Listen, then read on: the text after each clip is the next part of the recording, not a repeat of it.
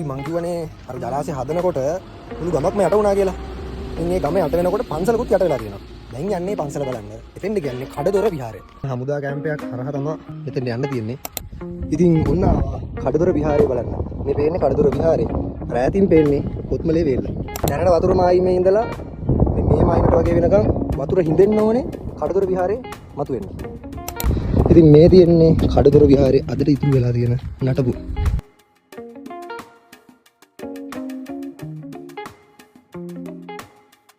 මේ වේල හදන්න කලින් කොත්මලේ ඔය වර්ෂාව අධික කාලේ ගංගතුරින් යට වුණා කියලා තමයි ජනප්‍රවාදයේ අවසෙන්නේ. ගංගතුර ගහපුවාම මේ කඩදොර කියන ගම්මානෙත් යට වුණා කියලා තමයි කියන්නේ. ඒකට පිළියමක් විදියට 1950 ඉඳලා මේකට ක්‍රියාමාර්ගයක් ගන්න මේ වේල්ල තැනීමේ වමනාවක් තිබිලා තියෙනවා. 1970 මේ මහවැලි සංවර්ධන වැඩපිළිවෙලේ ක්‍රියාදාමයක් විදිහට මේ වේල්ල හදන්න ආරම්භ කළා. 1985 වර්ෂයේ නිම කරා කියලා තමයි පැවසෙන්නේ. ඉතින් මේ තියෙන්නේ මේ වේල්ල හදනකොට කඩදොර ගම්මානයේ තිබුණු කඩදොර විහාරයේ සුම්බුන් සහ නටබු.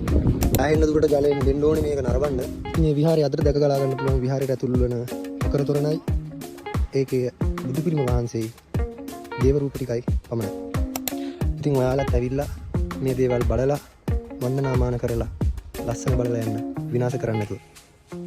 මේ කඩදොර විහාරයේ හැරුණකොට ඕතලාව පන්සල කිස්පෙනේ චෛත්‍යය කියන පන්සලුත් යට වෙලා තියෙනවා කියලා තමයි කියන්නේ. මේ යට වුණු පන්සල වලට උපහාරයක් විදිහට 1983 දී මාර්තු 20 වෙනි දින මහාවැලි මහා සෑය විදිහට මේ කොත්මලේ ප්‍රදේශයේම මෙතන උඩින් පේනවා තන්න මේ සෑය ඉදිකිරීමට ආරම්භ කරා ගාමිණී දිසානායක මහත්මයා.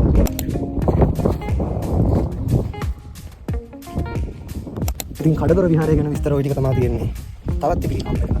එහෙනම්